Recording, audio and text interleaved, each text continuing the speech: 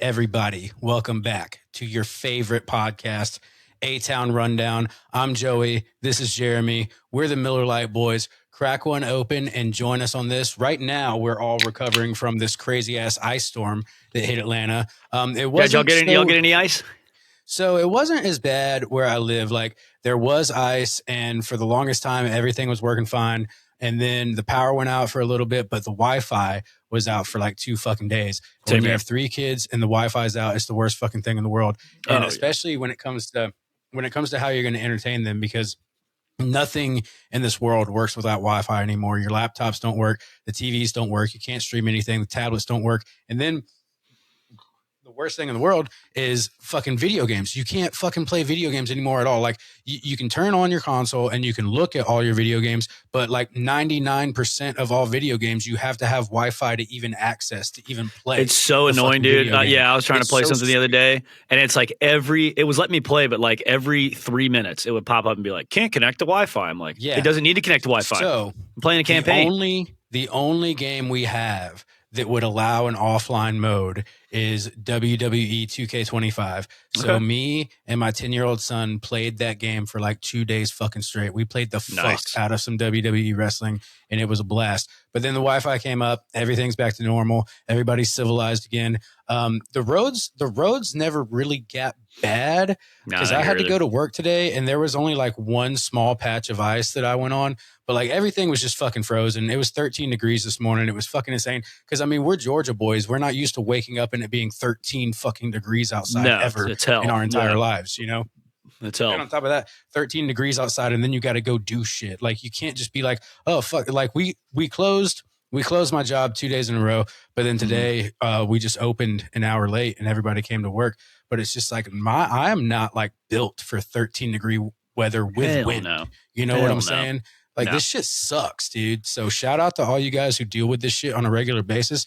This shit ain't for me, dude. Yo, I do want to say something about the Wi-Fi thing, like the Wi-Fi being out. Like, me and my wife, you know, normally we in the night kind of watching TV together or something, watching a show or movie or something, and decided, you know what, let's bust out the DVDs, man. Like, we got a lot of stuff down here, and I found we have Leonardo DiCaprio, The Revenant, on Blu-ray. Yeah, great movie, dude. And it made me realize, like, streaming absolutely nukes the quality of things, because that Blu-ray looks incredible when it's just running straight off the disc.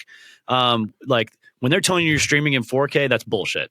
They're lying to you. No, you're not. Because they bring that quality down so that you don't get that little circle where it starts buffering. So, you know, fuck big internet. They're stealing from us, guys. Well, we're not really getting 4K. About streaming, go buy some Blu-rays.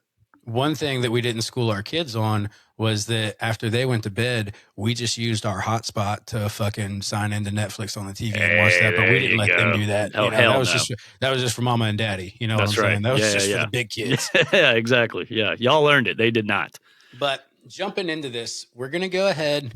We're going to talk about the Atlanta Hawks, talk about how things are going ever since the trade.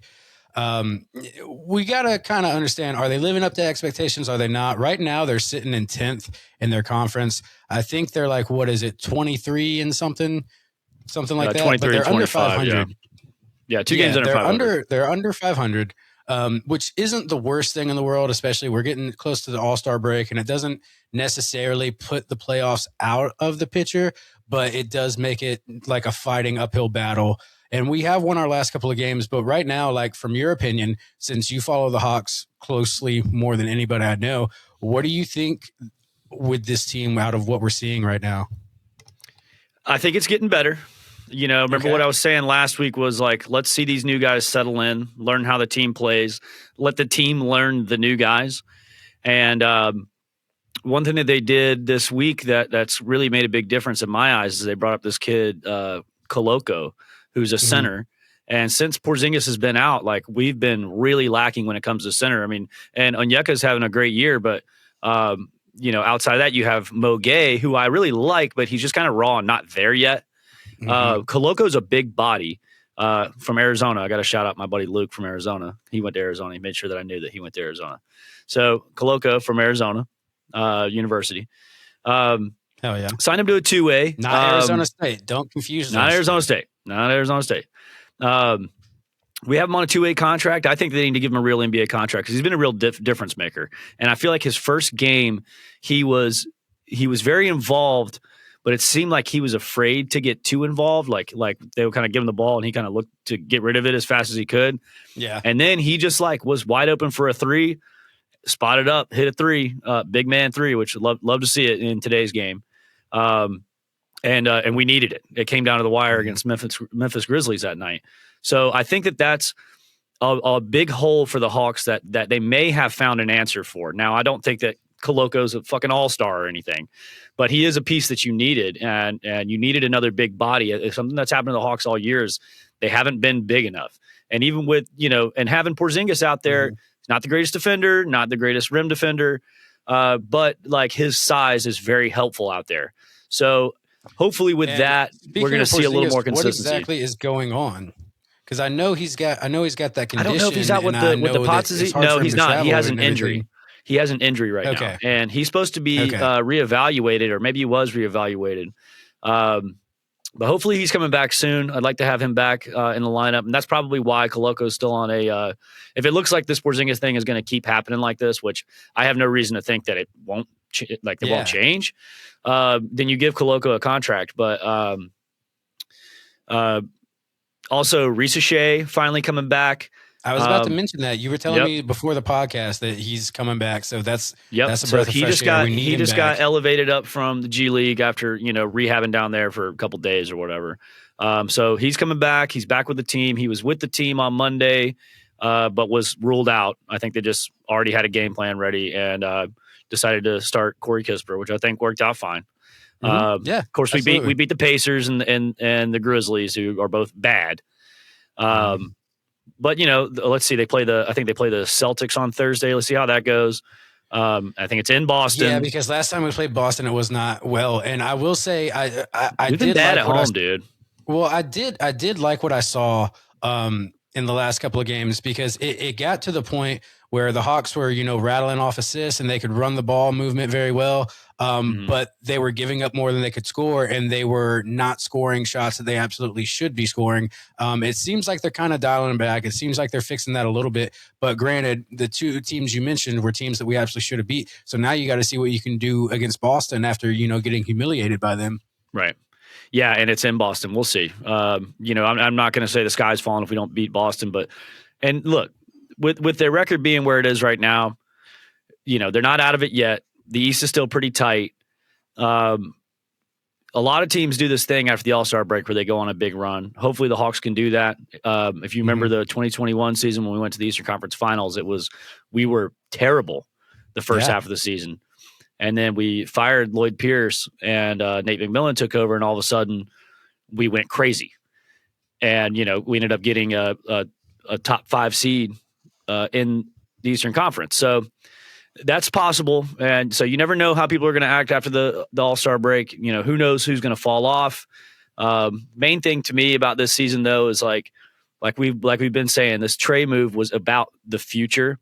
And we've got this Pelicans pick or the Milwaukee pick, whichever one turns out to be better. I think right now it's projected to be like top 3. And also, speaking of the future, I want to say something. It looks like to me, from the games that I've been watching, Jalen Johnson is becoming the fucking man. It's becoming like every time we have a good win, it's because of Jalen Johnson. I feel like he's making a pivotal move into the identity of this team. I think he's possibly the next Atlanta Hawks superstar. You can stop me if you think I'm wrong, but I'm really seeing him develop into that. And I'm really, really excited about Jalen Johnson. When we speak about the future of the Hawks, that's who I think of immediately as Jalen Johnson. Yeah, I've always liked Jalen. This is, I think, maybe his 4th year. He had a bad injury last year because he looked like he was turning into that guy last year. And then he had a bad injury, put him out for the whole year. But this entire year, he's been great. Without Trey being out there, he's kind of had to take over. Just kind of like our only big hope. Of course, I still love Nickeil Alexander-Walker. I think he's been a huge compliment to him. I think they play really well together. They do. So, yeah, Jalen's the future of the team right now. I think going forward, you need to find ways to build around him. He doesn't need another superstar unless you get one out of the draft somehow, or not somehow. We know how we'll do it. We'll do it with that Pelicans pick. As when we get to the end of the season, we'll talk about like, or I guess maybe when we get to like March Madness, we'll start talking about like players that are popping out to us as far as like who we'd like to see with our lottery pick. But yeah, man, Jalen's he's the future. I've loved him his whole career so far. But he's really, really, really like, he's just coming into his own, man. He really is. It's great to see. So, sometimes he's unstoppable. Yeah. So, I mean, good things are happening. I will say the whole CJ McCollum thing, his coming in did not magically transform Atlanta at all. No. And we both know it wouldn't. But I did want to point out, even with the negative things we were kind of saying about him last week, we did point out his points off the bench. And his scoring punch has been necessary. And it's been a little bit different from the Trae Young model. And also Corey Kispert, he gives you some stability. And he was cheap, for what we got him for was fucking great. And it's not like he's this dynamic role, this all-star role, but he does add some stability on the court. So I'm the whole CJ McCollum thing is starting to slightly grow on me. I feel like if we can get, a little bit better awareness. I was going to say teamwork, and it was going to sound like I was taking a jab at him, but I'm not. If he just works on, you full court awareness, I really do think us benefiting very well from CJ McCollum. And those points that he's getting off the bench are nothing to fucking sneeze at. Like he's doing his job out there. I feel like he just needs to get in rhythm a little bit better with the rest of the team. Yeah, and also he's got to transition into being a bench player. This is the first time in his career he's come off the bench. Yeah, that's what we pointed out last week. Yeah. It's a little bit different. I mean, it's still basketball, but like you're coming in the middle of the game, or like in the middle of the first quarter versus like starting the game and getting that rhythm with the starters out there. But you're going to see CJ in at the end of the game, unless it's like a big defensive possession. Then I would say probably not. But yeah, no, I think CJ is going to be just fine. He's not going to save Atlanta Hawks, but and we'll see if they do anything else before the trade deadline. I'm not really sure, but. Like if this Coloco thing works out, it feels like they don't really have to do too much. You're not really going to move off of Corey Kispert or McCollum. McCollum's a expiring contract, so I mean, no point in doing that. We're not worried about paying him next year or anything like that. Corey Kispert, though, I think he does have a contract that's a little pricey for what he is because he was a first-round draft pick and he's already on his second contract. But not something that'll kill us. We're going to have plenty of money next summer. Well, let's see what they can do. Yeah. Yeah. And speaking of what we can do, let's move on to the Atlanta Falcons, because as everyone know, we got Kevin Stefanski, and now we've made some more front office moves. Also, Stefanski had, I guess it was his first official press conference as head coach that he made today. Yep. Yeah. And I watched the whole thing. I thought it was great. So I was at work when it happened. Yeah, I was at work when it happened. Jeremy texted me about it, so I didn't get to hear any of it, and I haven't really dove into social media to hear what he had to say. Hopefully, it was uplifting and motivational, and we can look forward to what we've got at the Atlanta Falcons. But since you were able to hear it, what did you get out of it, and are you excited for Stefanski? Because the more I think about it, the more I think it's actually not that bad. I think he actually could fit in very well here, and he actually could be the head coach that we need. But also, it's getting to the point right now with all these firings and seeing how Arthur Blank didn't hesitate to fire Raheem Morris, I don't think Stefanski will be here longer than 2 years if he can't produce, what Blank wants out of him. Probably so. But I'm feeling good about it. And in the press conference was good. I felt really good about what he was saying. He was saying his personality just comes off as like a very stable, even-keeled guy. And kind of, he's not about the slogans. He's not about being best buddies with everybody, on the team and stuff. It's like, it was very much about he's football. Actually just a fucking head coach is what he is. He's just a head coach. And I like that. Great. We need that, the first thing that he started talking was about how it was about accountability and about how he wants player-driven accountability, players to keep players accountable, and for him to be accountable for any mistakes that happen. So I liked hearing that. He wasn't really selling us a dream. It's like they have a vision, and him and Matt Ryan were pretty like on the same page about the vision. It's not, we're not going to see it right like now. It's like we're doing step one, and then we got to do step two. We still got to go get a GM. I think they kept saying they wanted to land the planes together, meaning they wanted to do this press conference like the new GM and Kevin Stefanski. It just hasn't worked out that way yet. It hasn't worked out like that. And I think that, also, we're talking about landing planes and stuff. We just had this big ice storm that could have, set things back a couple days or whatever. So I think they're doing another interview with Ian Cunningham, and then they're doing another interview with, I forget his name, but he's the assistant GM for the Texans, who a lot of people say that they like. So I think that we're going to have somebody good. And I think, I think it's going to be a good thing to have Matt Ryan kind of be the head of all of our operations like this, and not just have like the GM is just the master and control of doing everything. Well, right now they can't because we don't have a GM. So, well, when we do have one is what I'm saying. So like, I think whoever they get out of these two guys is going to be good. I prefer Ian Cunningham. I've just heard like more good things about him. I think everybody would prefer Ian Cunningham at this point, and I absolutely would. He's probably the front runner. He's probably the front runner the way it's looking. But also the things that Kevin was saying, like, like he said he wanted to be here. Like he picked this spot. And it went well for him in that interview, but he said, like, I didn't know I was going to get it.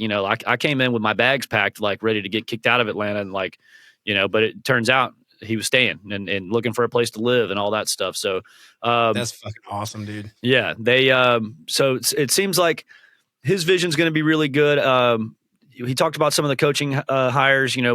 Bill Callahan being the first guy that he hired, the legendary offensive line coach. And kind of what he's going to bring and why it's going to work well here.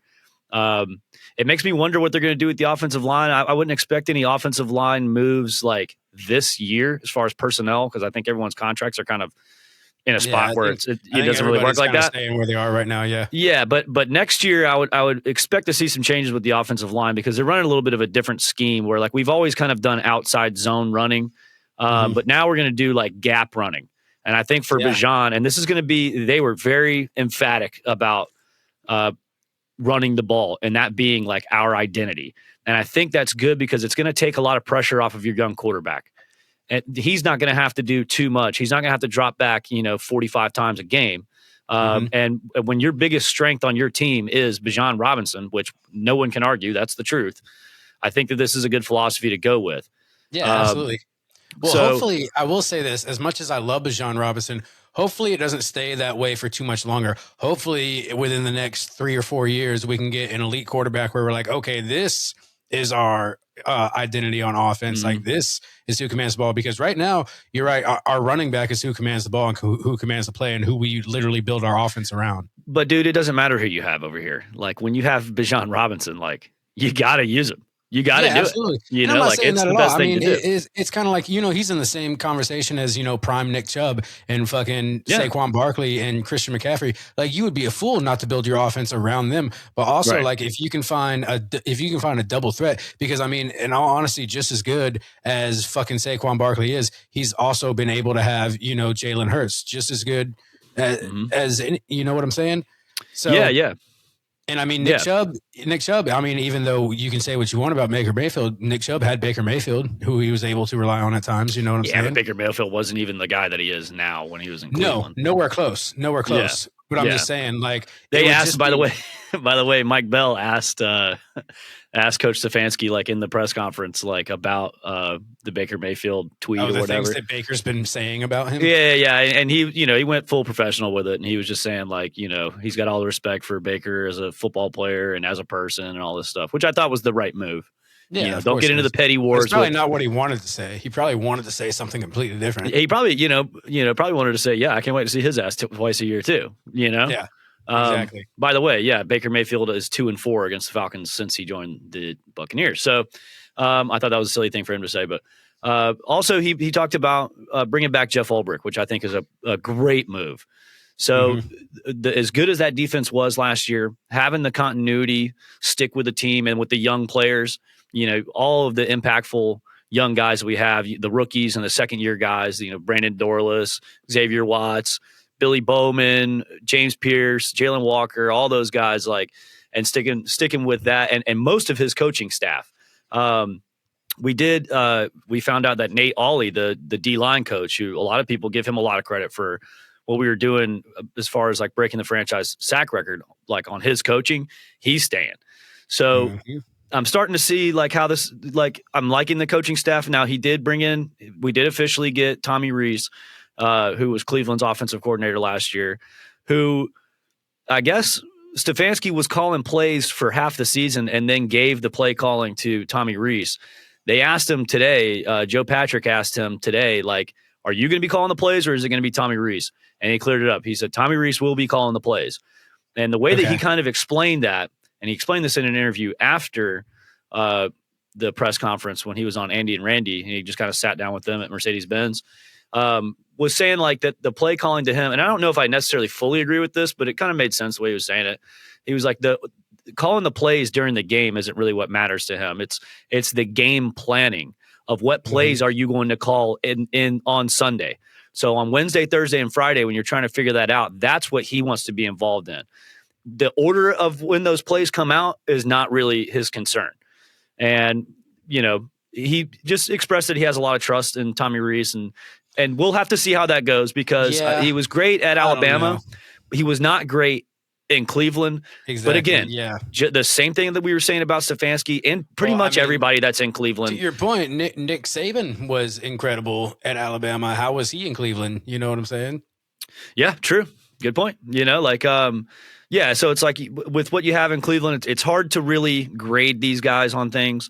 Now, I'm not going to sit here and say that Tommy Rees is going to be the greatest play caller, but I do believe that they're going to do a kind of like no nonsense, running a lot of like power and duo and stuff like that, like real run game shit, and not. I really want to see what happens with Penix and this pistol stuff, because if they're doing it with a whole new staff, then I'm going to have a lot of questions about like what is Penix's like ceiling here if that's all he can do is running the pistol. But I don't know, you know, that yet to be seen. And we don't even know who's going to be starting week one. They're kind of making it sound like he should be ready for week one, but if he has any kind of setback, he's not going to be ready. No, and we're going to have somebody. I don't expect Penix to be ready, and I don't know what's going to happen with Kirk Cousins. That's why when we were talking I think he's last gone. week, and that's why when we were talking last week, it kind of made both of us a little nervous. It's like, okay, so like we don't. It would be awful to get a late round, fucking second round, fucking quarterback. We both know that. We both know that like all the desirable. That's how you end up with a Dylan Gabriel. Yes, exactly. All of the actual desirable quarterbacks in this year's draft are going to be gone before we can even fucking breathe a fucking draft pick. And that's just the truth of it. And if we get anybody later than the pick we gave away, we're going to be in the same situation as we are with Penix. We're going to have to get another quarterback that we're going to have to develop. So now we got to see who's the free agent, who can we afford to trade, what can we get for a trade, how detrimental would a trade be to our team, what are you willing to trade? So it's like, but I'm with you, man. Like it's starting to get to me where I've never really felt this way as a Falcons fan since like Desmond Ridder, to where I don't truly know if the quarterback we have is capable of the direction the team is going in. And that's how I'm starting to feel about Michael Penix. And I don't think we're going to hold on to Kirk Cousins. I think Kirk Cousins is fucking gone. I think the first opportunity he gets to leave, I think that's what the restructuring the contract was about. I think that's what he was quietly doing when he restructured his contract. So now we got to see what can we do? And on top of everything else, with this whole injury, I don't think Michael Penix is going to play at 100% when we need him to play, because he's not even going to start the season. He's not. And then when it's time for him to play, I still don't think he'll be 100% because he's so injury prone, because since college, this is what, his 5th or 6th knee injury, something like that. Like it's at least 4. He's going to be in early retirement. I'm sorry. By the time he's our age, by the time he's 35, he's going to be on the couch somewhere. Like, he's not going to be in the NFL anymore. That's my biggest concern, man. Yeah, is the knees, and like how reliable is that going to be? But to me, I think, and to your point about Kirk Cousins, every time Stefanski or Matt Ryan were asked about Kirk Cousins, they deflected, which tells me he's gone. But we don't need another starter. We need a backup for when Michael Penix inevitably gets injured or can't start at the beginning of the season. We don't need this person per se, because I don't even know if they still play anymore. But we need like an Andy Dalton, somebody who's there who can make the quick little passes and give Bijan the rock. Veteran. You know, that's what we need. Well, Joe Flacco's out there. Joe Flacco is out there. I Joe wouldn't Flacco mind. I is wouldn't out there. mind having him come in and just being the However, backup. I think Joe Flacco is one hard sack away from calling it a day, though. I truly do. Probably. Yeah. I mean, like Flacco a couple years ago was like, hey, Flacco's pretty good. But I like would this have even year, he was taken Flacco very this season. off and on. I would have taken this season Flacco just because with his veteran ability, if he had Bijan in the backfield, he could have made some magic happen with Bijan. Joe Flacco absolutely could have this past season. You know? Yeah, I think so too. I think he would have been good, and maybe they end up going that direction. I mean, Stefanski's already coached him last year. Yeah, I mean, I but like right now, because Joe Flacco is what, like 44, 45, older than that? No, because Aaron Rodgers is older than him, but he's in his 40s. Okay, so he's like 42. Definitely in his 40s. But that's what I'm saying, dude. He's like one good blindside sack away from just being like, you know what, boys, I'm out of here. Yeah. No, I wouldn't blame him either, man. I don't want to get hit like that. So, but I don't, and that I say that I make those joints to get to the point where like I don't want just another liability at quarterback. I want a veteran who can make it through the entire season, who can make good choices, who knows that he can rely. We need like a Nick Foles. You know what I'm saying? Like that kind of guy. You know? Absolutely. Yeah. Anyone like that. Now, by next week, I think we should really look into like what backup quarterbacks would be out there. Because I know we tossed some names around, like the Jacoby Brissett's and Mac Jones, which ain't happening. And then Malik Willis, that ain't happening either. He's probably looking to start somewhere, and get starter money. But Jacoby Brissett, I think he did also played under Stefanski. Yeah, but he also played for the Cardinals this year, and he did piss poor. So, and the Cardinals suck. Yeah, just saying. Cardinals are going to have a really good draft pick too. So. Yeah, I wonder what they're going to do with it. And then Kyler Murray's going to be out there. Now, I mean, he probably is going to command a little bit more money and not really, probably not trying to be a backup. But I don't see Kyler Murray. I don't see Kyler Murray going back to the Cardinals, to be honest, because I see him wanting to be a starter. So I don't see it happening. Nah, I don't know. And I've never loved Kyler Murray. But we need a backup, dude. We need somebody to get out there and, hand that ball off. Yeah. That's really all I'm looking for. I mean, that's all I want. Like I said, dude, like that's all we need. I don't need someone who can drop bombs. I need someone who can throw accurate passes and catchable passes, and somebody who knows like, hey, Bijan's the leader of this offense, not me. I need a quarterback without ego, somebody who's veteran minded, somebody who's been around the block for a while, and somebody who's just committed to playing smart football and winning football games. That's what I need. That's all I fucking need. Phillip Rivers, baby. No, I'm just kidding. Dude, yeah. We don't need badass Phillip Rivers. No. Hell no. But Joe Flacco, that's I don't know. I wouldn't be mad about that.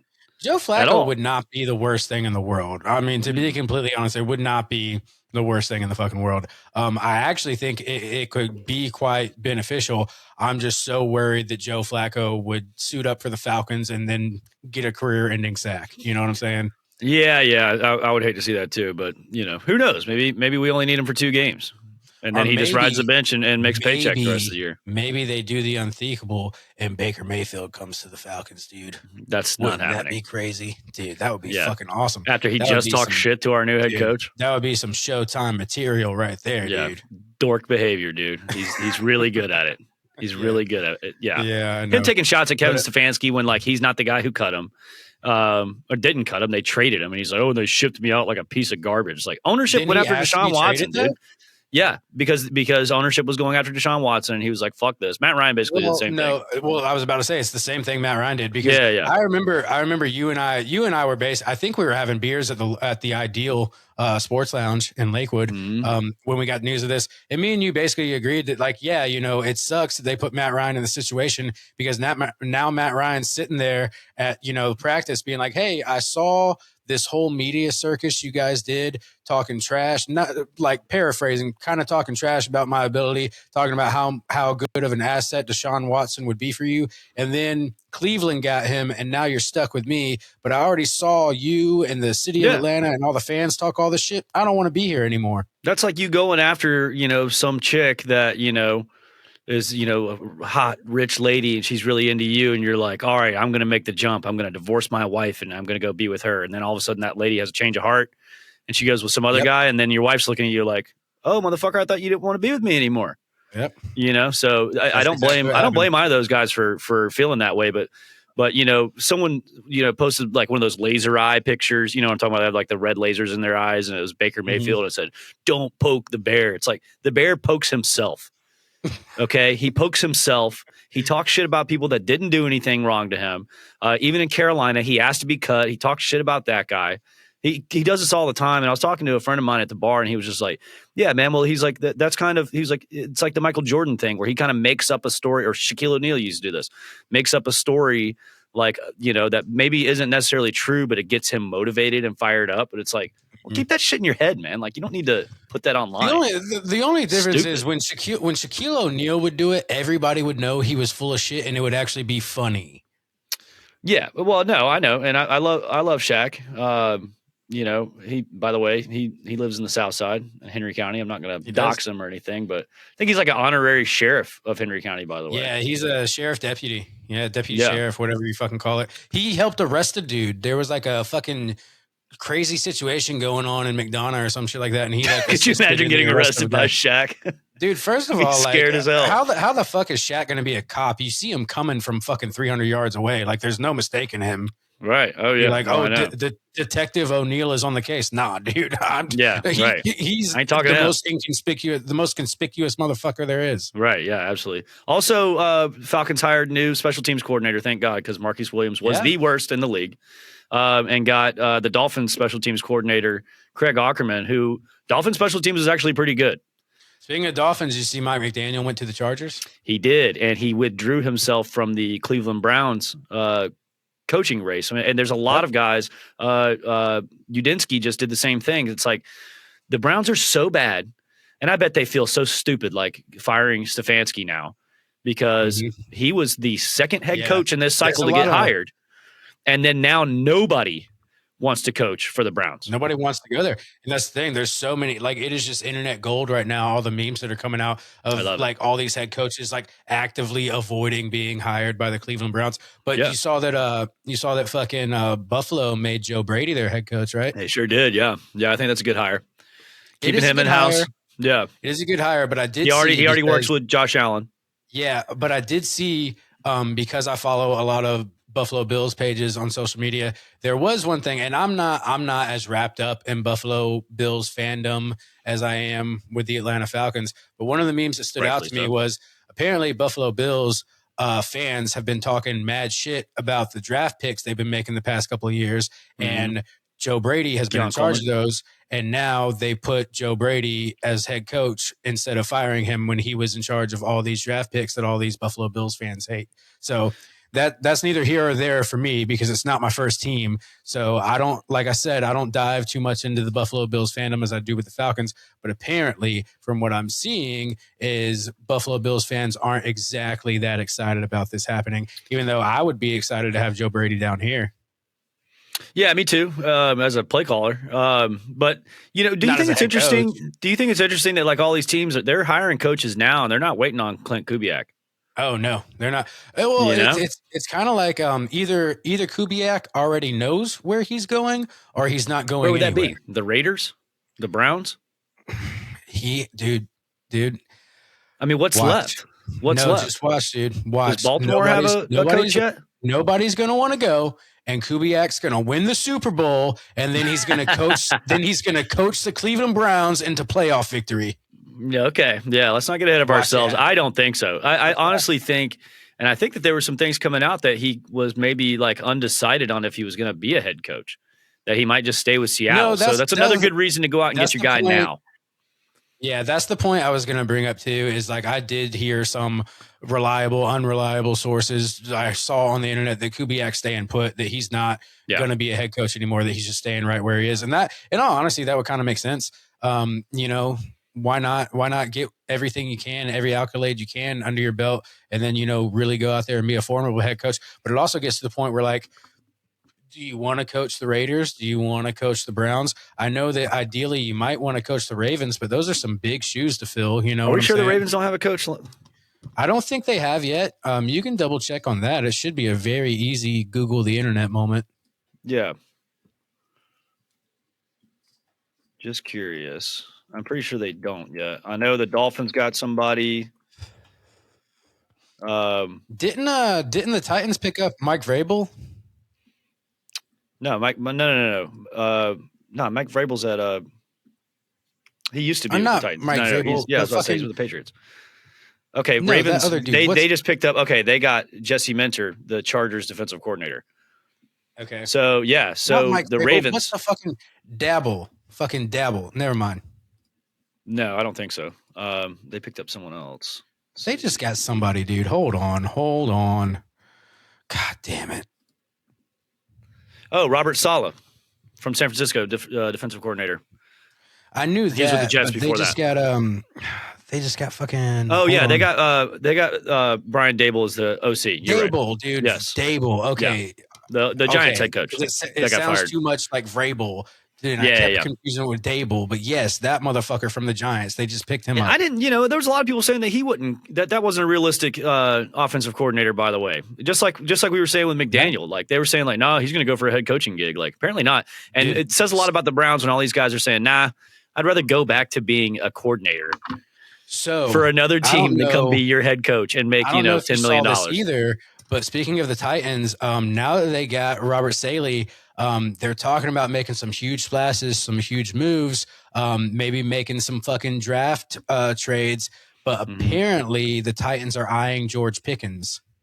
Yeah, and look, that's a big thing. That, he's been coming up in my feed a lot because the Falcons really need a receiver. They really need a receiver. I don't think we can get him though. No, but there's other guys out there. Probably not. But I mean, hey, he played at Georgia, didn't he?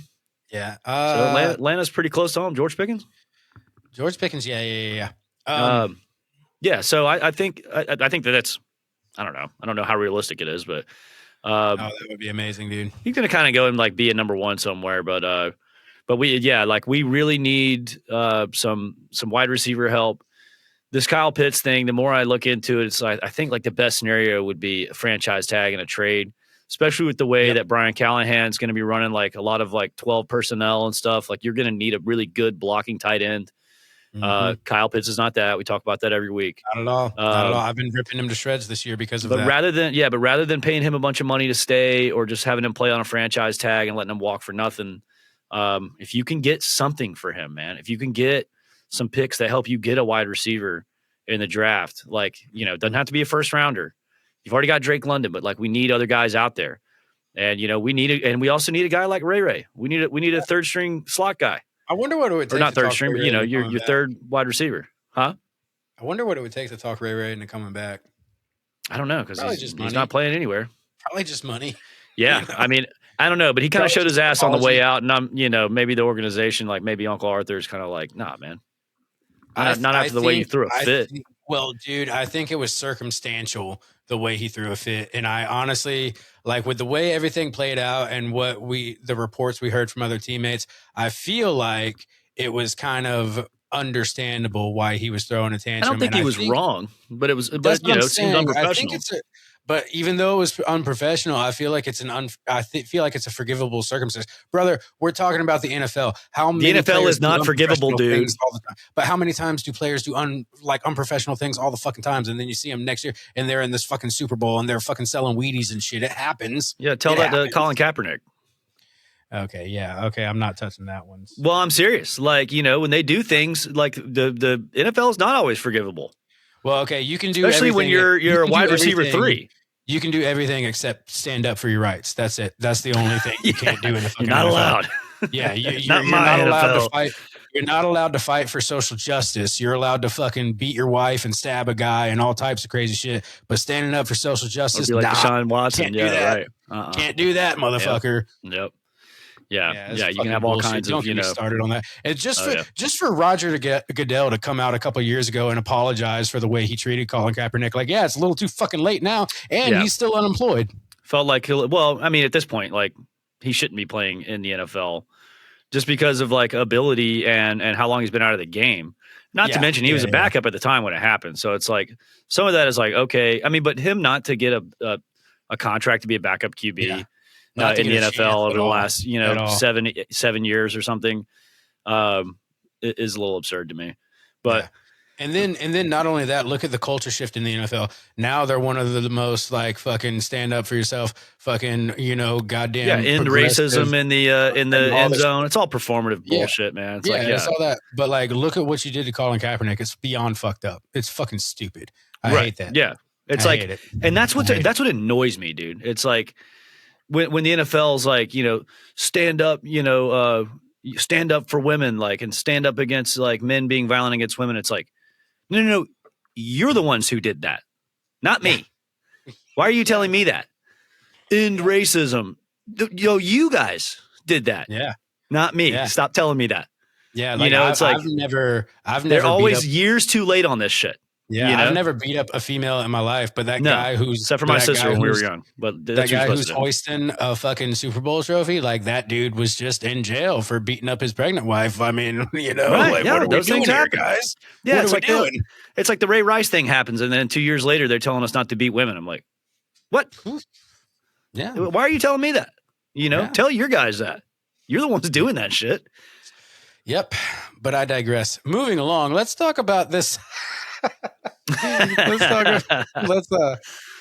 get off the rails here at ATOWN Rundown, dude. Hey, but we tell it like it is, man. This is fucking for real. That's the thing is, like, I want everybody to understand that, like, we are very, very big lifelong NFL fans, but at the end of the day, we see the writing on the wall. We see the bullshit. We understand it. We're not blind to it, and we're not turning a blind eye to it either. Like, we get it and we see it. And at the end of the day, I just want to enjoy football. But when some fucked up social injustice and all this shit is going on, I'm not going to fucking ignore it. Like, yeah, they're a bunch of fucking money, greedy, hungry fucking hypocrites. And I get that. And I'm not going to be quiet. And they turn around to save face, like fucking 2 years later. And it's like, but at the end of the day, I want to sit down.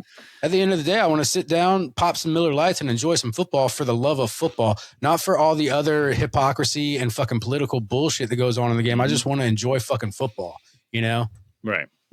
Yeah, they're not the they're not the high character people that they tell us to be.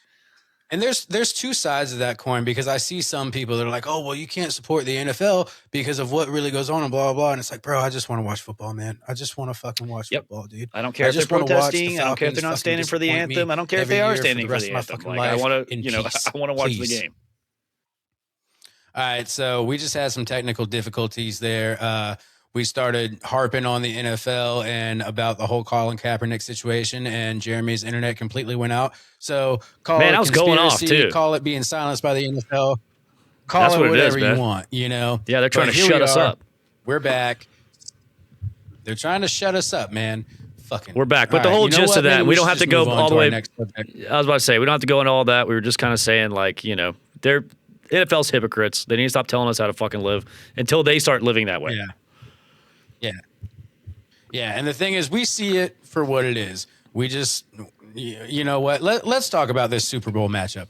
Let's do this, because the way I see it right now, you got the Patriots versus the Seahawks, which I don't know exactly if it's going to be an exciting matchup, because what I saw from the Seahawks and the Rams game is I saw an actual game of competitive football. The fucking Broncos Patriots game was absolute fucking dog shit. The simple fact that it was that close of a game to a backup quarterback from the Broncos, and you hear all this fucking Drake May hype. I'll tell you, man, if fucking Bo Nix was playing that game, the Broncos would have won straight up. That's how I feel about it. I feel like it absolutely should be Broncos versus Seahawks, but unfortunately Bo Nix had to get hurt. But with the way I saw the Seahawks play against the Rams, that was a competitive, full-on football game. The Seahawks came out there. They did fucking business. They won it in dramatic fashion. Sam Darnold is the fucking man of the year. I see the Seahawks winning the Super Bowl. And with the way the Patriots played against the Broncos, I don't know if it's going to be that highly of a contested game. Now, mind you, there are people who say, well, the Patriots weren't playing at full force because they knew they were playing Stidham and blah, blah, blah. It's like, no, motherfucker, you're in the AFC Championship game. You need to play with all you got. If you have the ability to blow out a team right now, that's what the fuck you need to do. And I don't think the Patriots are those guys this year. No, man. And I mean, if you think about, like, not just this game against the Broncos, and let's not forget, like, the weather there was ridiculous. Like the snow was crazy. Like the second half of that game, you could not see any numbers on the field. The Patriots white jerseys, I don't know if this was an advantage or a disadvantage, but like you could hardly see like the defenders out there. Like if you're Denver. Yeah. So, but this whole playoff run for the Patriots, some people like are saying, of course, and they always do this. And this is how Patriots fans are. And this is how Patriots fans media is like, oh, Drake May just had the toughest road to the Super Bowl. And this part's true. It was like the top 3 defenses in the AFC is who he saw. But he didn't necessarily play well against any of them. I mean, you know what? He scored like 1 touchdown against the Chargers, and the Chargers couldn't score any touchdowns. So that's good enough, I guess. And then C.J. Stroud was just absolutely fucking terrible against them in the divisional round. And then you get to the Broncos, and you don't even see their starting quarterback. You see you see Jarrett Stidham, which I thought, man, like the first quarter, I was like, oh shit, we might be seeing something out of Jarrett Stidham. He had that bomb in that first touchdown drive that they had. I don't think it was the first drive of the game, but then when the weather came in, it was like he really couldn't do much at all. And I don't know, and maybe Drake May, same thing, but like I just didn't see it out of Drake May this entire playoff run. So when you're going against Justin Herbert with a broken hand, C.J. Stroud, who has proven like since his rookie years awful in the playoffs, and then, you're going against the backup, Jarrett Stidham. Like, that's not the toughest road. When you only have to score 1 touchdown to beat the other team, like, that's not – I mean, and Patriots defense was great. But the Broncos couldn't do anything in that weather. They couldn't do anything. I want to see – and the Seahawks defense is pretty good. I mean, the Rams put up a hell of a fight against them. And I think that says a lot about Matt Stafford and Puka Nacua and Devontae Adams and all those guys, Also, there were a lot of penalties on the Seahawks side that fucked them up, especially that fucking taunting, which I think that is the most bullshit fucking pussy boy fucking call in the world. Like, dude, they amped that up this year. It's a penalty for taunting the sidelines, dude. It's fucking stupid. Like, it's football. You're supposed to be able to talk your shit. You're supposed to be able to back it up. Yeah. And then Sean McVay getting all passionate with the refs. Oh, he was over here. He was taunting us, dude. Shut the fuck up. It's football, boy. Right. Oh, yeah. And Sean McVay so kind of outsmarted himself. Shit, dude. That's so fucking stupid. Yeah. It's dumb as hell. And they've been doing it all year. Like, the refs have been calling that, like, way more than they ever have. And I think they said that before the season started, that this was going to be a big deal as far as, like, trying to get rid of taunting in the NFL. But it's like, so what's taunting and what's celebrating? Like, what's the like, what's the line there? Yeah. Like, you can't get up and stand over a guy after you just knocked him down or something. Come on. I think it's because he was directly yelling at the Rams fucking sideline, but get the fuck over it. You think that the Rams weren't chirping back at him? Like, shut the fuck up, dude. Of course. It happens the whole game. It happens the entire game. It's football. And then they all shake hands and give hugs at the end of the game anyways. It's like stupid. What really got to me was the announcers, Tom Brady and whoever the fuck else it was, like, oh, yeah, you got to be more classy than that. You got to be smart than that. You're like, bro, it's a very passionate fucking moment. It's a very exciting moment. He's fucking excited about what's going on. Like, his team's about to go to the Super Bowl. Like, of course he's going to taunt you guys. He's better than you right now. Get the fuck over it. Yeah. Yeah. But I was going to say, Sean McVay kind of outsmarted himself in this game as well. Like, there was a moment where it was one of the last couple drives. They decide to go for it instead of kicking for 3 points. They come back later. You still need those points later, but it could have been just kick another field goal and you can tie this game. And instead, it's like, no, we have to have a touchdown. We're down by 4 now. Yeah. It's like, the field goal initially, 2 drives ago wasn't going to win the game for you, but it would have put you in position to win the game in a much easier way. And they ended up not getting close enough there at the end. They ran out of time. And that's what it comes down to. And when I'm saying when it's potentially your last game of the year, you need to play your smartest football right there. That's where, like, I understand wanting to go for a touchdown. I understand that. But, like, you need to play to every advantage you can have. You need to keep this game alive as long as you can. And if you can score 3 and keep the game alive, that's what you need to fucking do. You need to put take the points while they're there. Aside. Yeah. But coaches do this all the time. And McVay, outside of that Super Bowl that he had, it's like he kind of has these moments every year in the playoffs where it's like he gets overly aggressive and it ends up biting him in the ass. Mm-hmm. Yep. And that's kind of, I mean, we made every point I have. I think literally just because of the way the Seahawks played, I see the Seahawks winning the Super Bowl. I don't see the Patriots having enough competitiveness with the way the Seahawks have been playing to beat them in the Super Bowl. I honestly see Seattle taking this. I do too. Yeah, Seattle's offense is going to be too much for them to keep up with. I know the Patriots' defense is really good, but the Seahawks have a pretty good defense as well. So if I'm going to take, and this isn't like a Sam Darnold versus Drake May, just like that kind of black and white of an argument. It's kind of just like the entire offense. Way more the levels. Entire offense. You have so much more going on with Seattle's offense and the way that Kubiak's doing it versus Drake May, who hasn't really shown me anything this playoff run. And we talked about their cupcake schedule they had through the regular season. I saw today, like they listed out every single one of the Patriots wins, and it was either almost every single one that team's coach has been fired. It's like all of that, like all of the teams had fired their coach at the end of the season because they were bad, and then the Jets. That's all of their wins. So I'm not kidding, dude. I'll have to find it. I'll have to find it and send it to you. It's crazy. It's the only team without an interception, the Jets.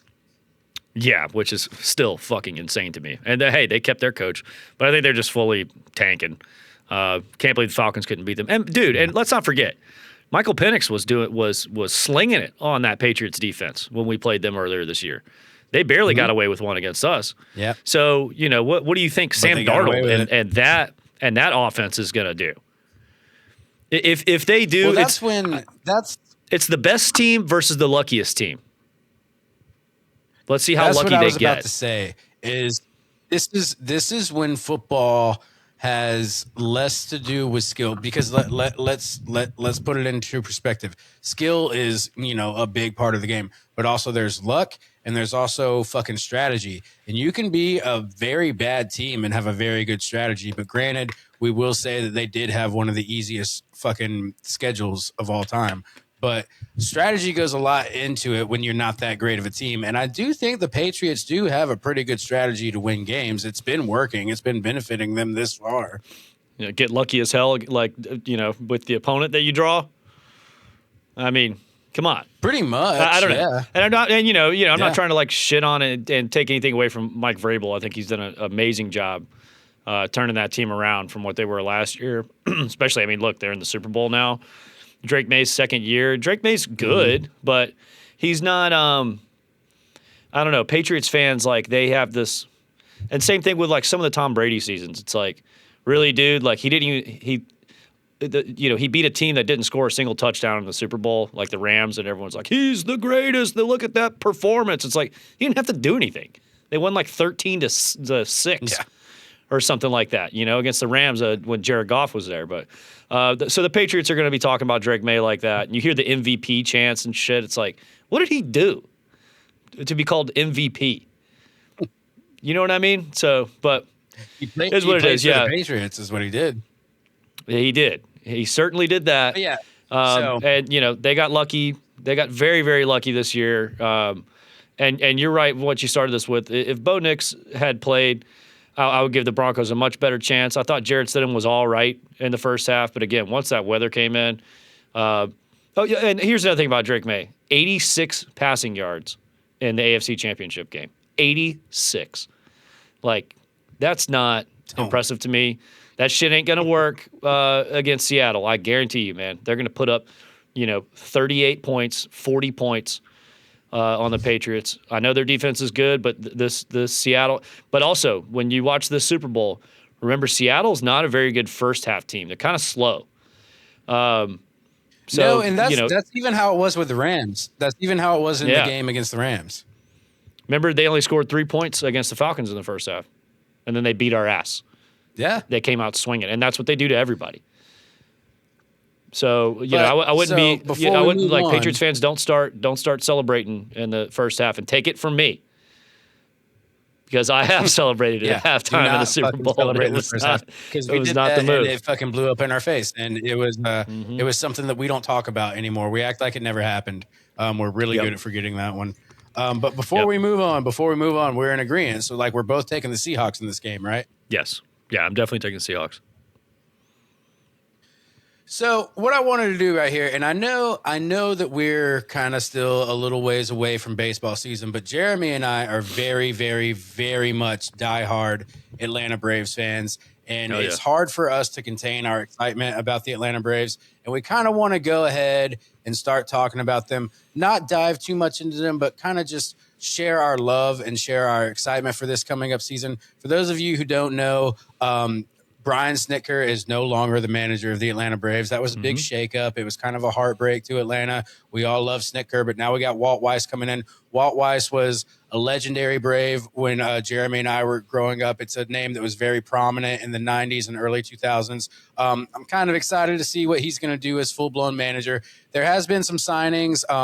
One of the signings already has kind of seemed to not necessarily blow up in our face, but it's kind of not going the way we want, because before the season has even began, our shortstop, Kim, is going to need surgery on his hand to basically restructure his hand. I don't remember how he broke it, but from the point of him getting surgery, he's going to miss 5 to 6 months, which means he probably won't play until June or July, which is very detrimental for a fucking baseball season. And then you think about it, it's a hand injury. So when you play baseball, how often do you use your hands? 99.9% of the time. So the chance of re-injury is really high. So that's not too exciting. But we do have some now, other it is a one-year deal. changes. It is a one-year deal with Ha-Seong Kim. And it's only a 1 year deal. It's only a 1 year deal. So it's not that detrimental to us. If it didn't work out, it didn't work out. I kind of feel like the Braves aren't, it's not like we're not playing for a championship, because every year you step into the MLB season, you want to have a championship at the end of it. But this is kind of like a restructure year. Like, let's see what we can do. Let's see how far we can get. Like, you know, I don't think this is the real championship contender year, but I feel like we're forming into that. You know, we got Robert Suarez, we got Mauricio Dubon. Like, we got some good signings, but I kind of just want to like take a trip down memory lane and talk about the good old days, the Turner Field days, the Blue Lot days that'll stay in my memory until the day I fucking die. And also with Andrew Jones, who is officially now a fucking Hall of Famer, who's one of my favorite Atlanta Braves of all time. I wanted to take the time to think about all the great Braves that we've seen in our lifetime, all the great Braves games we've gone to. I got to see a Braves versus Yankees series at Turner Field, which is fucking amazing. I hate the Yankees with every fucking fiber of my being, but also it was very surreal fucking being there and seeing the Yankees get called up and then looking to the big screen and seeing Derek Jeter's pitcher and then looking down and he's at bat. Like that was fucking crazy scene. I was at the game in Atlanta where Randy Johnson threw a perfect game. I was at that. Didn't know that history was going to happen at that moment, but it fucking did. When I was a little kid, I got to see Mark McGwire play against the Braves, and it was during the home run hunt year. I actually don't think he hit a home run that game that I was at, but I got to see a lot of cool shit. And then we grew up, you know, like we grew up in the 90s. The Braves were the team of the 90s. We were in the World Series almost every year of the 90s. We only won one, but still it's just like, growing up, see, I went, dude, not only that, I went to me and my sister were talking about this at Christmas this past year. Me, my sister, and my entire family, we had an entire row that was nothing but our family, and we were at the very last game at Fulton County Stadium. I was just old enough to remember that. Like, the Atlanta Braves have been the biggest part of my life. Or so I'm a huge I'm more of a Braves fan than I am a Falcons fan, if you can even believe that. But I kind of wanted to do something that's almost impossible to do with how big of fans we are. And if we had to build an Atlanta Braves Mount Rushmore, how would you do it? And I thought about this today at work, and it would be impossible for me to build an Atlanta Braves Mount Rushmore without 3 spots off the rip being taken to Smoltz, Glavine, and Maddox. So that only leaves me one place for one more guy. So I would have to make a pitching Mount Rushmore and a fucking fielder Mount Rushmore. So obviously for my pitching Mount Rushmore, and I'll go first since I've had time to think about this. My pitching Mount Rushmore is obviously Glavin, Smoltz, and Maddox immediately. And then you're going to think I'm crazy, but it's because of his performance. It's because of what he did for the city of Atlanta when we needed him to. The shutout game, dude, I got to put Max Fried on there. Okay. Yeah. Max Fried was great. I don't know if he'd be my Rushmore. We got to. But yeah, I'm not going to do a pitching and hitting. Because of that game. I'm not going to do a pitching and hitting. Straight up Rushmore. I'm just going to do a straight up one. So I get 4 names, right? So I'm going to go. Yeah, 4 names. Greg Maddux. Hammer and Hank Aaron. Got to. One of the greatest of all time. Have to be. Home run king. Chipper Jones. The real home run king. Yep. Chipper Jones was my favorite player when I was growing up. I think he was everybody's favorite player growing up. I'm going to put another one on there, man. Not a player. Bobby Cox. Okay. Why not? I like that. Yeah, look, you got. Yeah, man. No, I like that. Hank Aaron, Chipper Jones, Greg Maddux. So I got like an old player. I got the greatest pitcher that we've ever had.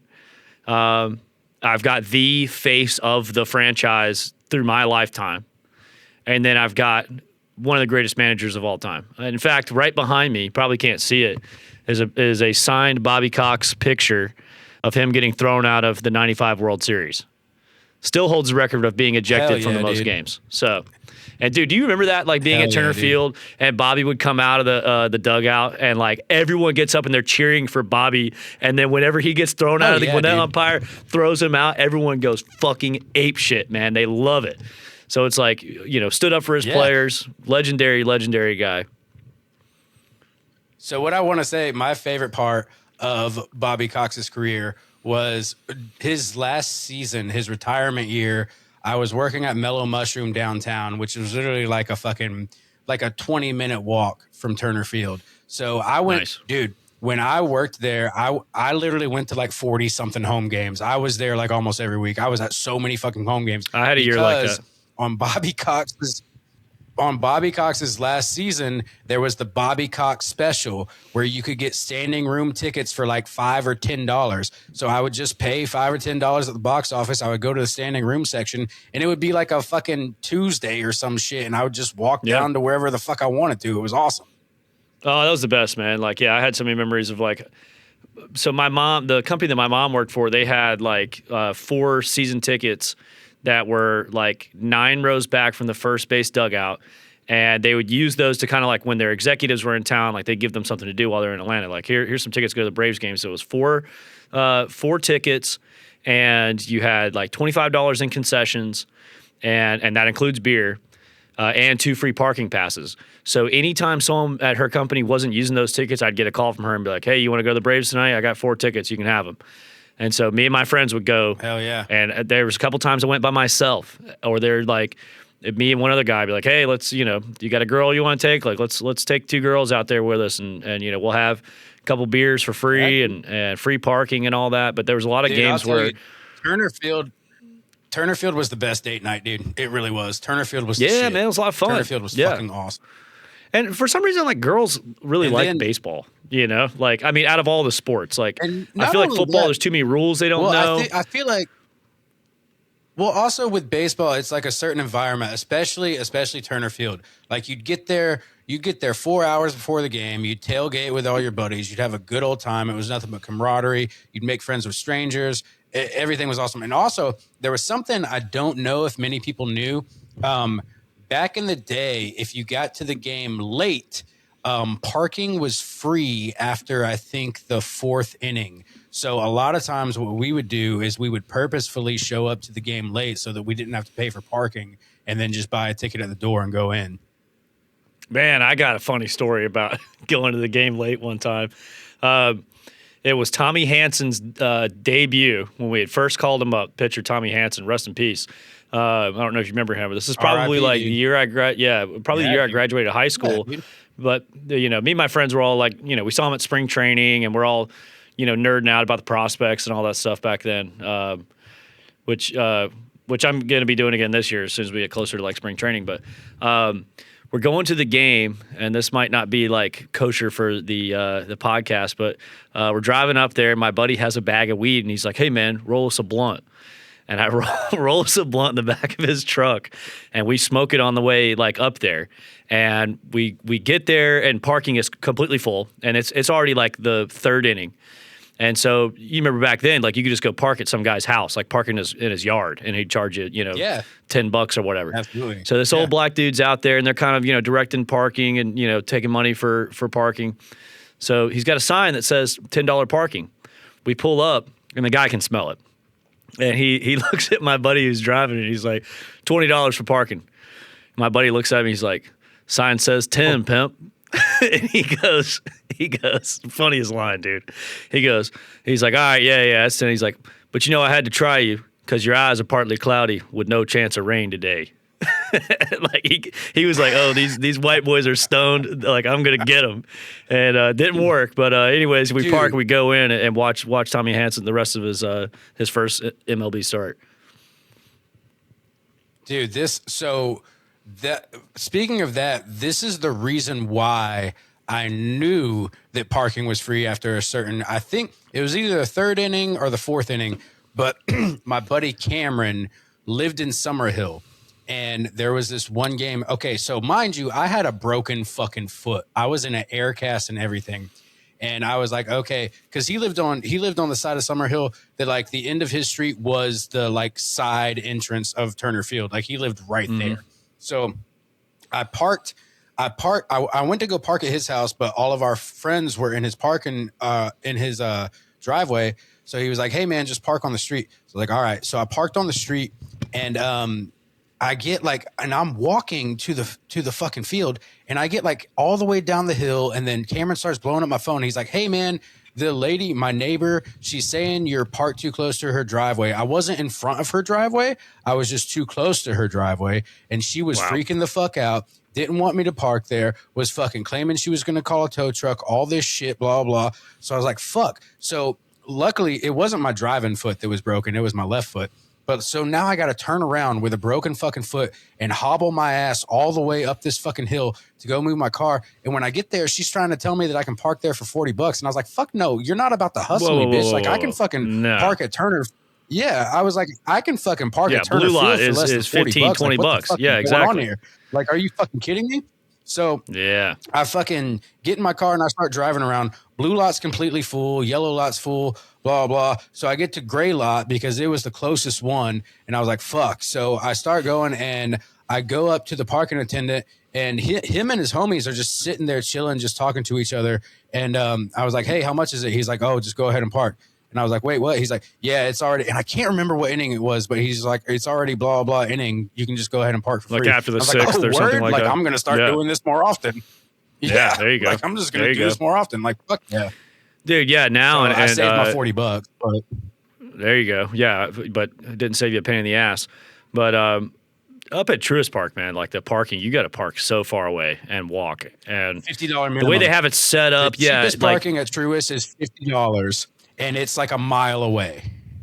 Yeah, you got to walk over that bridge that like goes over, the big, I forget what that street's called, but yeah, it's a pain in the ass. And like, they have the guys riding around on the bikes. You can kind of like sit in the basket, like behind them on their bikes. They'll kind of taxi you in on the bike or whatever.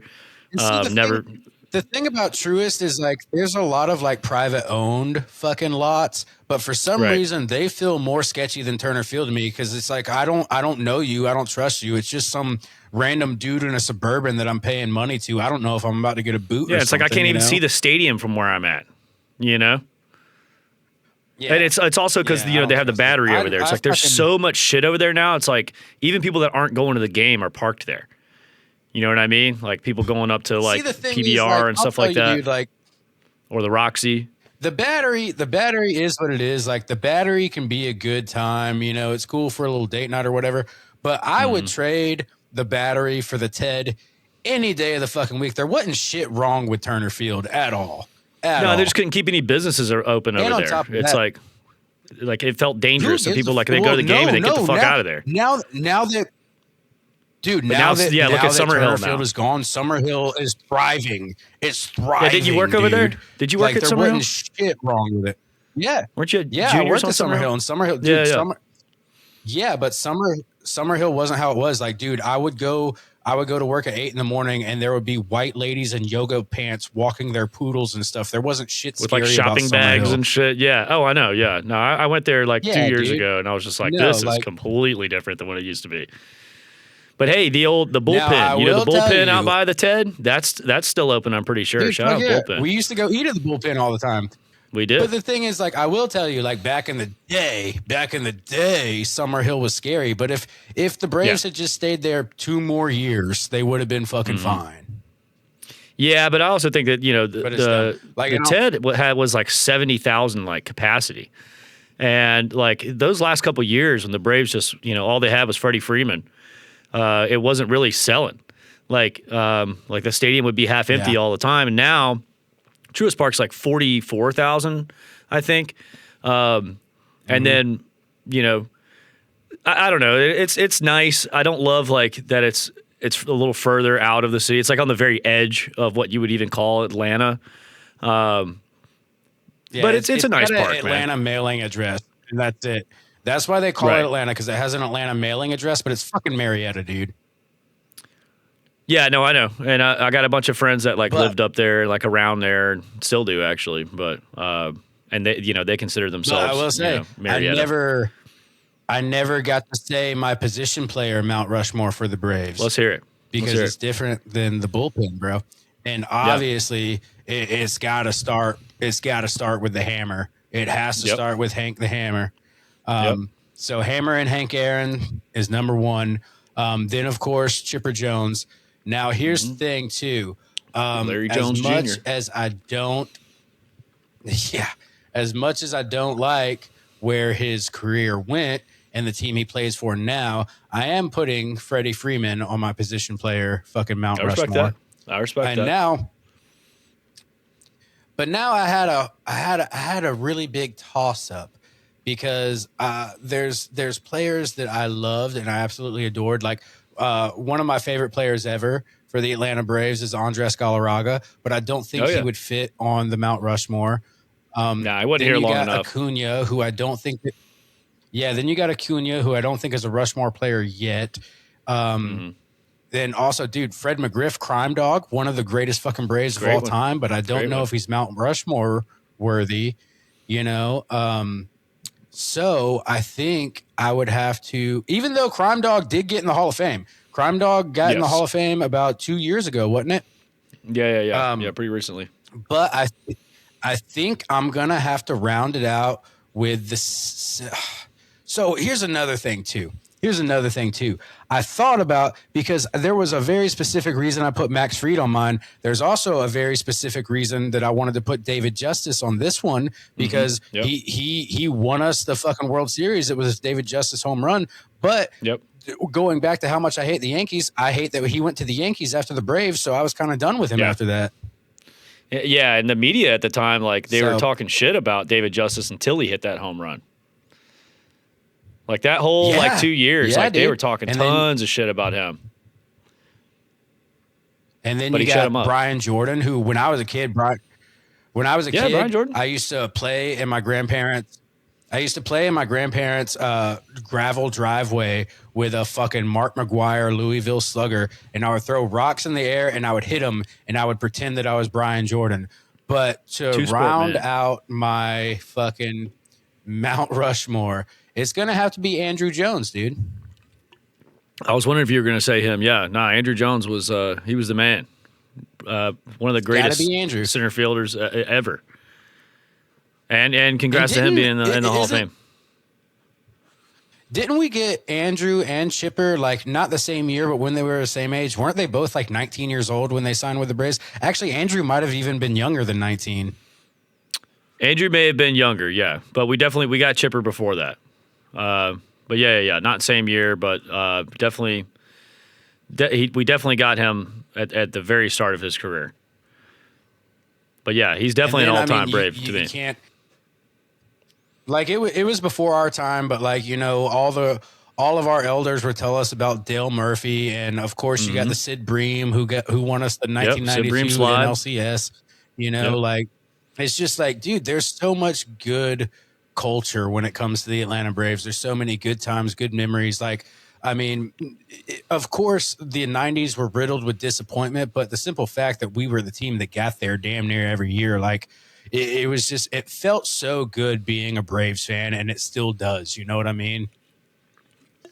Yeah, man. And I mean, I remember the World Series run. I got to go to one of the games in the NLCS against the Dodgers. And if you remember, in 2020, we were up 3-1 on them, and we blew it. And they go on to win the World Series. That was kind of the short COVID year where they only played like 60 games. But we came back the next year, 88-win team, which is not impressive. But, you know, we had a hell of a run. Freddie won that first Milwaukee series for us. And then the game that I was at, it was standing room only. That's all we could afford. And, it, you know, fucking packed out. But we were all at the very top behind the chop house. And we walked it off that game. It was game 2 against the Dodgers. We go on to beat the Dodgers. And by the time we got to the Astros, man, I think everybody knew it was over. Like we were too hot. Yeah. Too hot for the Astros to get us. Do you remember after we won that World Series? Because first of all, me and you were in the middle of filming Friend for a Family. Or no, on the come up. We're in the middle of filming On the Come Up. Yep. We were in the middle of filming On the Come Up, and the Braves had won the World Series, so we go to work, and then a couple days later, it's time for the parade. Yeah, it wasn't the day after, but anyways, keep going. Sorry. But we're working on the day of the parade. Like, we're at work the day of the parade, and we're working in downtown Atlanta, and our coordinator comes out to us, and he's like, what is all this ruckus? What is all this traffic? What the fuck is going on today? And me and you look at him like he's stupid. We're like, yo, the Braves just won the World. Yeah, the Braves just won the World Series, the parade's today. And he was like, what's that? And we're both like, what do you mean, what's that? Are you fucking kidding me right now? No, I remember that, yeah. Yeah, and you remember, like, we were at lunch, and it's like, man, if we were just a couple blocks over that way, and if, you know, we could spend our whole lunch, like, at the parade. So, we ended up, like, we were watching on TV. We were right across the street from Mercedes-Benz Stadium. Yeah, me and you, we found a sports bar that was playing. Yeah, we found a sports bar that was playing the parade. So we took our lunch break and we watched the parade, and it was like, dude, it was like hard as fuck to peel us out of those seats and go back to work. We just wanted to watch the whole thing. But remember, it was cold. We were too as far hell away that to see day, the actual parade, though. Yeah, it was cold, and they were down our street. Flying through Atlanta, dude. Fucking flying. Oh yeah, that's right. They were hauling ass. I forgot about that. Yeah, you're absolutely right. I think it was just because it's so damn cold. They were just like, "Fuck this, we're getting through it." But not only that was amazing because moment. They had to get all the way to Marietta, dude. Right, yeah. And dude, you know, something I always say is like, I was hardcore Braves fan, like, for my whole life. And when we finally won that World Series, it was kind of like, I felt like just like this like weight off my shoulders, to where it's like, you know, the next year the Braves didn't do as good. They go to the playoffs. We got beat by the Phillies, I think, in the first round. But it's like, it wasn't that disappointing to me because I was just like, oh, well, we finally got one. You know, because we got one when we were kids, but like we were kids. You know, I was 5 years old when they won in '95. Dude, I was 5 years old. Yeah, I was 5 years old. Yeah. So this one, it was like, yeah, we finally got one. But like, something about winning a championship, you're kind of like, it takes a couple years for it to wear off. Whereas like with the Falcons, like if they go like into the playoffs, like I'm like deeply disappointed because I want one so bad. I want a Super Bowl so bad. But even watching that Game 5 against Houston, where we actually won it, and the Jorge Soler monster home run. I think Dansby hit a home run later in that game too, but at that point it kind of didn't matter. But we went so far up on them like early in the game that I was just kind of like, I'm just like waiting for the game to end. So when Freddie catches that final out, when they throw him out at first, and everyone throws their hands up, it's like I got up and threw my hands up, but it was just like, it wasn't like a yeah, like I already like exhausted all my going crazy energy for the Soler home run. That's like when they actually got the final out, I was just like, yes, they did it. And I can sleep happy tonight. But it wasn't, you know what I mean? Like, it was kind of a weird feeling. Whereas, like, I feel like, you know. So, you know what I did? What'd you do? You had to work the next day, didn't you? Because you were on the come up. Yeah. I had to work. The next day. I wasn't on it yet. But the second, dude, the second that the Braves won the World Series, I fucking whipped out my phone, went to Fanatics, and ordered a hat, a T-shirt, and a jersey that very fucking second. Nice. Yeah, I still got the and I remember it was like right as we were about, it was like in the ninth inning. It was like clearly we're about to win this. They start showing like the World Series like memorabilia, and they had this white hat with just it had an A on the side, clean as fuck, man, and had just had the World Series trophy on the front. I immediately got on there and got that shit, and I still have that. I need to bust that out. Man. That's what I'm wearing next week on the podcast. Me, you, Daniel Robinson, like all the like OG Braves fans ordered that immediately. Oh yeah. I think my dumbass wore it to work one time, and everyone's like, "What are you doing?" It's like, "What am I doing? I gotta take this out of my truck." Dude. Yeah, I'm gonna fuck this thing up. Yeah, dude. Like that is one hat. Like I wear that hat like 3 times a year. Like I will not fuck that hat up. I need to bust that out soon. Maybe once. Maybe I'll wear it on the podcast, but like I need to wear it out in public. Maybe I think I've worn it. I think I've worn it on here before, to be completely, because I wear it to the gym every now and then. But like I think I've worn it on here before. I know I've worn it on the podcast with Ian. But before we wrap things up, because this is starting to get as long as the first half, I have one question for you, and it's a very hypothetical. It's a very hypothetical. So, for $1 million, if you were to play in a Major League Baseball game in the exact shape you are right now, no training, no nothing, you're starting in an MLB game tomorrow. For $1 million, could you either catch a line drive or get a base hit? And you can do either one of those, and you're batting in rotation. You're not batting every at bat. You're batting in rotation. Could you get a base hit or catch a line drive in the infield for $1 million? I'll take my chances at a line drive. Hitting a fucking baseball off a major league pitcher is unbelievably hard. Unbelievable, dude. I think there was after I stopped playing ball, man. Like catching a line drive is equally as hard. Put the fucking glove up, man. No, I don't think it'd be easy, but it'd be easier than hitting off a major league pitcher, dude. Are you kidding me? Like, listen to this, dude. Yeah. You know, I played ball growing up, and then like after high school, I knew some guys that played like all the way through their senior year.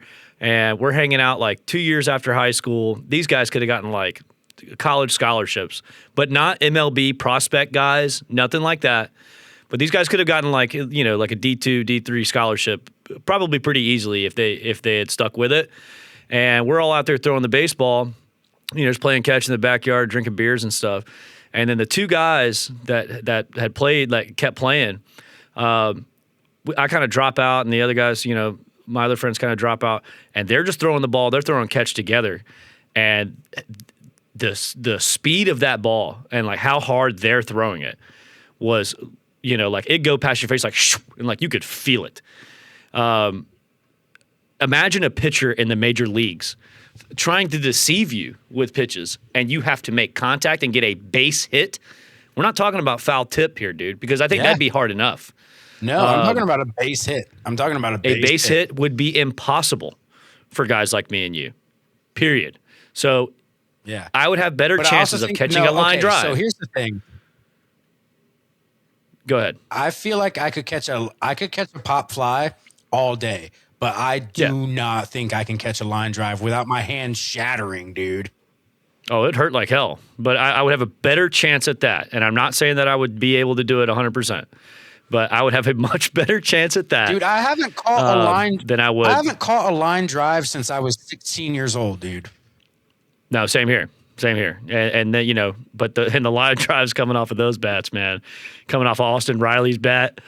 Can you imagine that a missile heading towards your head? No, that's what I'm saying. No. That's what I'm saying, man. You can't drop it. Nothing. Because I feel like. So tell me, are you saying that you'd be able to hit my glove fast enough? Do you think that you would have a better chance at hitting a base hit? I'm saying I'd go home penniless. Well, I would too. But if I had to choose, like if I'm going to be in the batting rotation or if I'm just going to be sitting, at shortstop, like I'll be sitting at shortstop.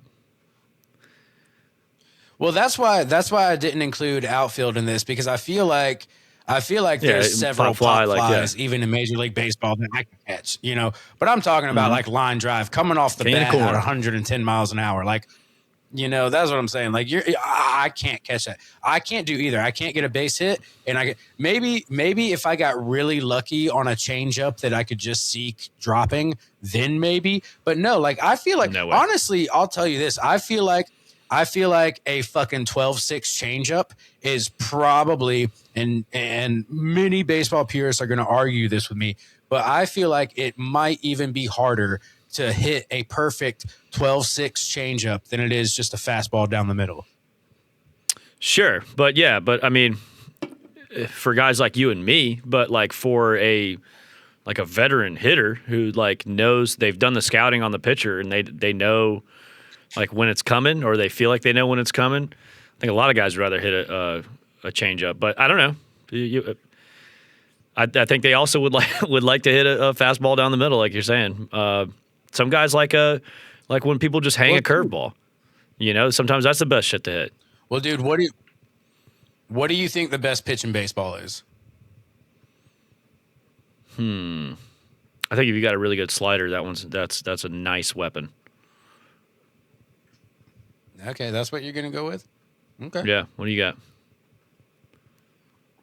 Strike three. You got. There you go. You got to start working on your strike three call for this summer too, man. You got to get up and I know, baby. I can't wait. Hopefully Spencer Strider stays healthy. Hopefully we got some good bullpen action. But the thing is, we're sitting on about a 2-hour episode right now. So unfortunately for you guys, it's time to let you guys go. I know you've had a lot of fun with us, especially the second half of this episode. This was a lot of fun. It's been fun. Ever since we got doxxed by the NFL, we started having so much fucking fun tonight, Yep. They've infiltrated us. But you guys keep us in mind. Hit us up on the YouTube. We're at ATOWN Rundown. We're on Instagram at ATOWN Rundown. Jeremy plays guitar in the band Sunmancer. You guys can check them out on all streaming platforms. You can hear us on all streaming platforms as well. You just got to look for This, That, and the Other podcasts. But other than that, we're going to let you guys go. Let's go Hawks. Hopefully we can say let's go Falcons next season with everything going on. And hopefully we can also say let's go Braves. And I think we will. All right, you guys be safe. Have fun. Drink all the Miller Lite to your heart's desire. And be careful, because my weather app just alerted me that it's supposed to have an inch of snow on Saturday. So we'll see what happens here in Atlanta. Ooh. Yeah, we'll see. Stay warm out there, guys. All right. Have fun. Peace.